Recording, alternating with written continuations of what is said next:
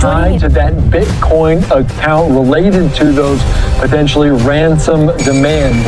And yesterday, TMZ reported activity in a Bitcoin account connected to a ransom note. The FBI says it is investigating multiple possible ransom notes demanding Bitcoin as part of the search for Nancy Guthrie. The last person to see Nancy Guthrie alive was her son-in-law.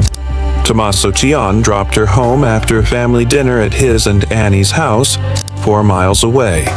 Normal evening, a meal, a game, time together. He watched her walk inside. At 9:50 p.m., the garage door closed behind her. She was home, she was safe, she was alone. Nancy Guthrie is 84 years old. She uses a walker. She has a pacemaker. She takes daily medication she cannot miss. She is not a public figure. She never sought attention, never courted a spotlight. The one thing that connects her to the public world is her daughter, Savannah Guthrie.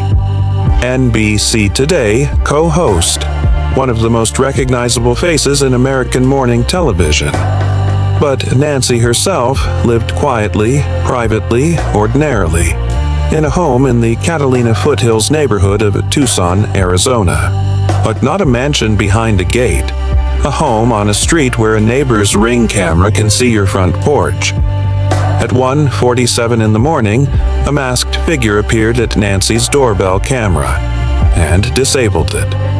Her pacemaker kept recording. Elevated heart rate. Physiological responses consistent with fear and physical exertion. For 41 consecutive minutes, that device documented what was happening to an 84-year-old woman in real time. At 2:28 a.m., the signal stopped. Somewhere in the Catalina Foothills that night, a 911 caller reported hearing a woman screaming from a car window. By morning, Nancy's family could not reach her. Her phone was on the counter inside the locked house. If you are new to AutoVex Crime, subscribe now. We stay on every case until there are answers. 3 days later, something arrived at a newsroom in Tucson. And inside, it was something the kidnappers believed would protect them forever. The note that said too much.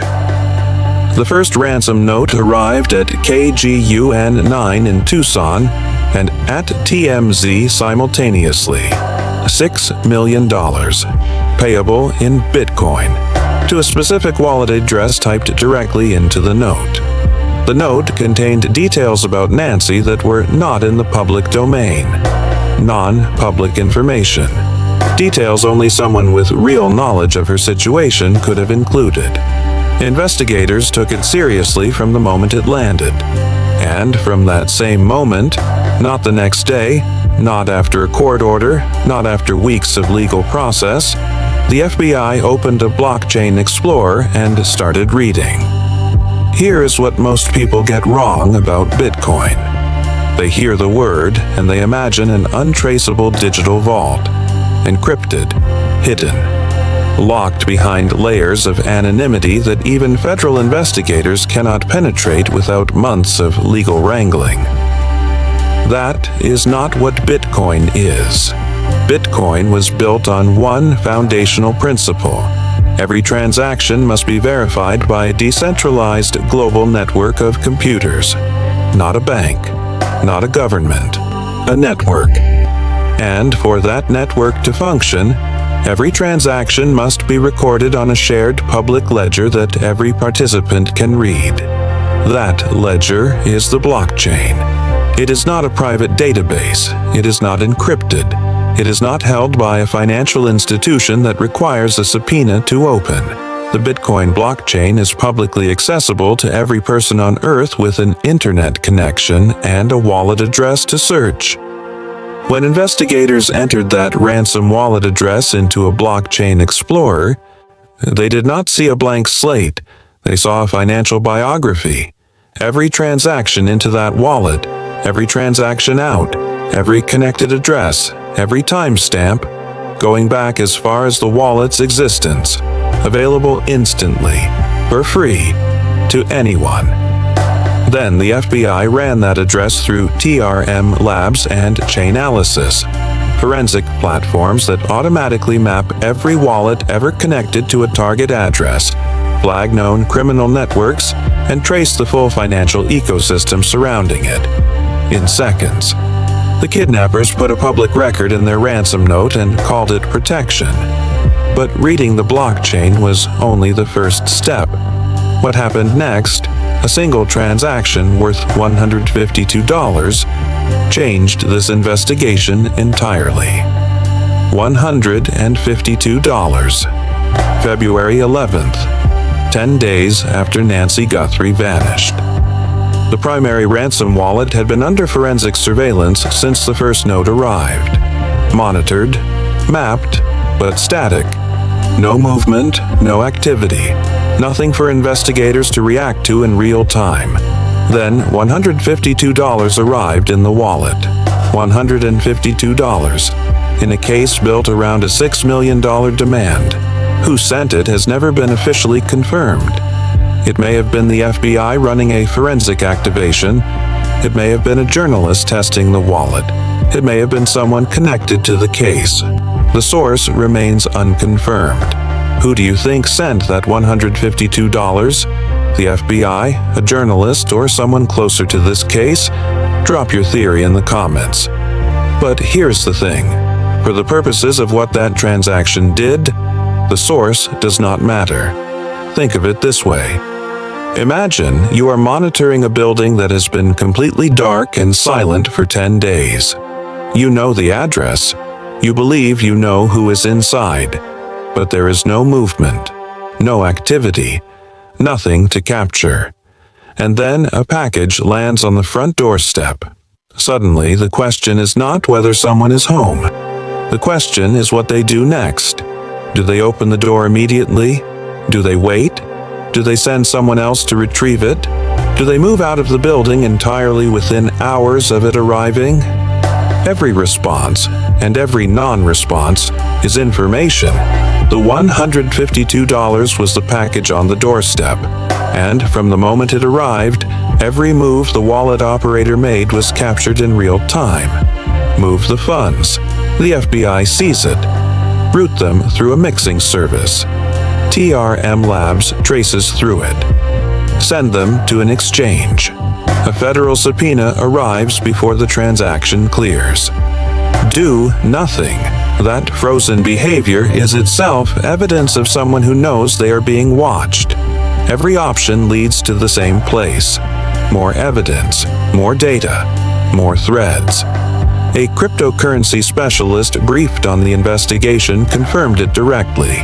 The $152 activated real-time surveillance on a previously static wallet.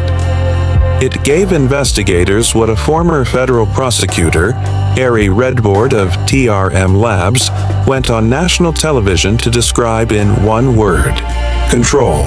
Not custody, not arrest, not physical proximity to a suspect. Control means the FBI can monitor every financial move this person makes, anywhere in the world, in real time, without the subject knowing the full extent of what is being watched. Ari Redbord did not hedge. He did not qualify. He said the Bitcoin trail is the FBI's single best lead in this case. Not a lead, the best lead. In a case that also has pacemaker data, DNA evidence, doorbell camera footage, and a confirmed phone call placed to Nancy's device 3 minutes before that camera went dark.